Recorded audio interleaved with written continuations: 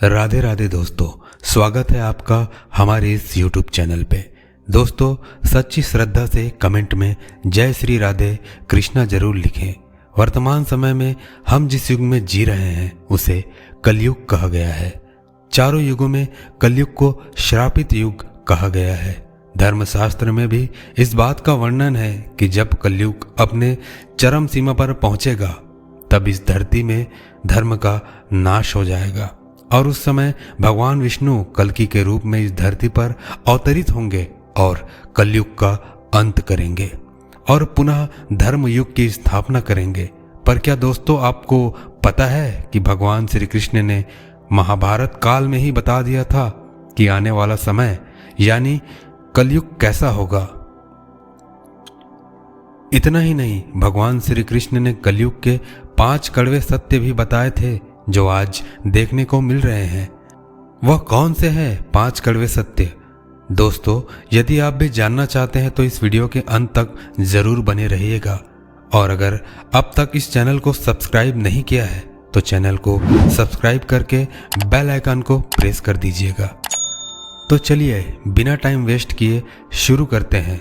दोस्तों, महाभारत काल में जब पांडव युद्ध क्रीड़ा में अपना सब कुछ गंवा देते हैं तब उन्हें वनवास जाना पड़ता है। वनवास जाने से पहले भगवान श्री कृष्ण से मिलते हैं और कहते हैं, हे भगवान, युद्ध क्रीड़ा में सब कुछ गंवा देने के बाद हम 5 भाई द्रौपदी के साथ वनवास जा रहे हैं, लेकिन जाने से पहले हम यह जानना चाहते हैं कि आने वाला युग कलयुग कैसा होगा।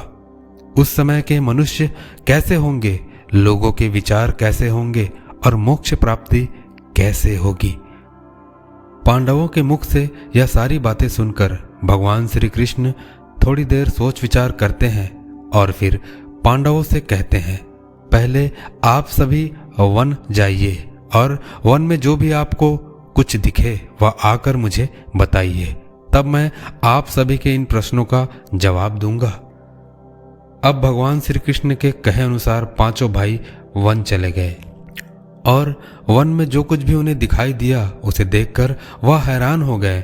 उन्हें अपनी आंखों पर विश्वास नहीं हो रहा था। कुछ समय बिताने के बाद वह सभी भगवान श्री कृष्ण के पास लौटते हैं, लेकिन इस बार पांडवों के मस्तक पर सिकंद था और वे किसी उलझन में पड़े नजर आ रहे थे। जब भगवान श्री कृष्ण ने उनकी ऐसी दशा देखी तो उनसे रहा नहीं गया और भगवान श्री कृष्ण ने कहा, आप सभी किस सोच विचार में मग्न हैं, हमें बताएं, अगर संभव होगा तो हम उसका समाधान अवश्य करेंगे। भगवान श्री कृष्ण के मुख से यह बात सुनकर पांडुपुत्र युधिष्ठिर ने हाथ जोड़कर उनसे कहा कि हे माधव, हमारी शंका उन दृश्यों को लेकर है जो हमने वन में देखा। उनकी कल्पना हमने कभी सपने में भी नहीं की थी। तभी भगवान श्री कृष्ण कहते हैं कि आप सभी एक एक करके मुझे विस्तार से बताइए कि आपने वन में क्या देखा। इसमें सबसे पहले युधिष्ठिर कहते हैं, हे द्वारका नरेश, हम सभी 5 भाई वन में अलग अलग दिशाओं में भ्रमण करने के लिए गए थे। जब मैं अकेला वन में भ्रमण कर रहा था तब मैंने 2 सूंड वाले हाथी को देखा। अब आप मेरी इस शंका को दूर कीजिए कि भला एक हाथी के 2 सूंड कैसे हो सकते हैं। अब अर्जुन की बारी होती है। अर्जुन बताते हैं कि उन्होंने एक ऐसे पक्षी को देखा जिसके पंखों पर वेद की रचनाएं लिखी हुई थी और वह मुर्दे का मांस खा रहा था। अर्जुन के बाद भीम बताते हैं कि उन्होंने वन में एक ऐसी गाय को देखा जिसने अपने बछड़े को जन्म देने के बाद उसे चाट रही थी और उसके शरीर से खून आने लगा था। इसे देखकर मैं हैरान रह गया कि कोई माता अपने बच्चे के साथ ऐसा कैसे कर सकती है।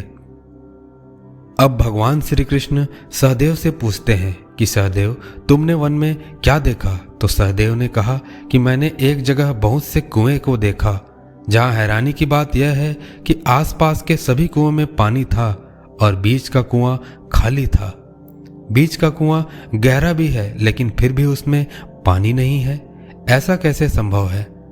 अब नकुल आगे बताते हैं कि वे जब वन में भ्रमण कर रहे थे तब उसने एक बड़ी चट्टान पर्वत से लुढ़कते हुए देखा।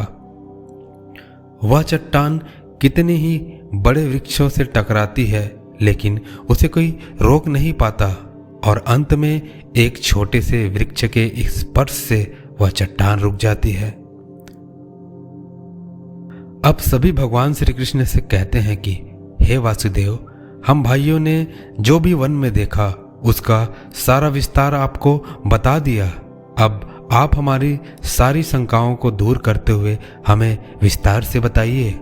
तब भगवान श्री कृष्ण ने युधिष्ठिर से कहा कि धर्मराज, जैसा कि आपने बताया कि आप 2 सूंड वाले हाथी को देखकर हैरानी में पड़ गए हैं, लेकिन इसमें हैरानी की बात नहीं है, क्योंकि कलयुग में ऐसे व्यक्ति ही राज करेंगे जो बोलेंगे कुछ और कहेंगे कुछ और, उनके मन में कुछ और कर्म में कुछ और होगा। ये लोग शोषण करने का एक भी मौका हाथ से जाने नहीं देंगे या बस अपने ही हित की बात सोचेंगे। अब भगवान श्री कृष्ण अर्जुन से कहते हैं कि पांडुपुत्र अर्जुन, तुमने वन में एक ऐसे पक्षी को देखा जिसके पंख पर वेद की रचनाएं लिखी हुई थी और वह मुर्दे का मांस खा रहा था। लेकिन इसका मतलब यही है कि कलयुग में ऐसे ही लोग होंगे जो कहने को तो विद्वान ज्ञानी पुरुष कहलाएंगे, लेकिन इनका आचरण राक्षसी होगा। उनके मन में यही होगा कि जल्दी किसी की मृत्यु हो और उसकी संपत्ति के मालिक खुद बन जाए। कलयुग में मनुष्य के लिए सबसे ऊपर धन और संपत्ति होगा और कुछ गिने चुने शख्स से ही वास्तविक संत होंगे। इसके अलावा कलयुग में ज्यादातर इंसान अपने को ही ठग कर आगे बढ़ने में विचार करेंगे। अर्जुन के बाद भगवान श्री कृष्ण भीम से कहते हैं कि भीम, जैसा कि आपने देखा कि एक गाय अपने बछड़े को इतना चाटती है कि उसके शरीर से खून आने लगता है, ठीक इसी तरह कलयुग का मनुष्य अपने बच्चों पर इतना प्यार लुटाएगा कि उसका विकास रुक जाएगा। एक माता की ममता अपनी औलाद की मोह माया और संसार में इस तरह बांध के रख देगी कि उसके बच्चे का जीवन नष्ट हो जाएगा। अगर किसी का बेटा घर द्वार छोड़कर साधु बन जाएगा तो उसके दर्शन को हजारों व्यक्ति जाएंगे, किंतु अपना बेटा साधु बनेगा तो वह रोएंगे और कहेंगे कि मेरा बेटा गलत रास्ते पर चला गया। दोस्तों, यहाँ भगवान श्री कृष्ण जीवन की वास्तविकता को बताते हैं कि इंसान को यह समझना होगा कि तुम्हारे पुत्र तुम्हारे नहीं, अपनी पत्नियों की अमानत है और पुत्रियां अपने पतियों की अमानत है, और तुम्हारा यह शरीर मृत्यु की और आत्मा परमात्मा की अमानत है। भीम की जिज्ञासा को शांत करने के बाद भगवान श्री कृष्ण सहदेव को कहते हैं कि सहदेव, जैसा कि तुमने वन में देखा कि एक साथ कई कुएं हैं, लेकिन सिर्फ बीच का कुआं खाली था, इसका मतलब यह है कि कलयुग में धनी व्यक्ति अपनी मन की खुशी के लिए विवाह उत्सवों में धन खर्च करेंगे, लेकिन अपने आस पड़ोस किसी गरीब को देखकर उसकी मदद नहीं करेंगे, फिर चाहे वह गरीब उनका सगा ही क्यों ना हो। अपनी मौज मस्ती के लिए, खुद को खुश रखने के लिए वह शराब में पैसा उड़ाएंगे, लेकिन किसी के आंसू को पोंछना अपना कर्तव्य नहीं समझेंगे। कलयुग में अन्न तो होगा और धनी लोग उसका उपभोग भी करेंगे, लेकिन गरीब लोग एक एक दाने को तरसेंगे और ऐसे ही मर जाएंगे। भगवान श्री कृष्ण की यह सारी बात सुनकर सहदेव थोड़े दुखी हो जाते हैं, लेकिन इस कटु सत्य के सामने वह क्या कर सकते थे।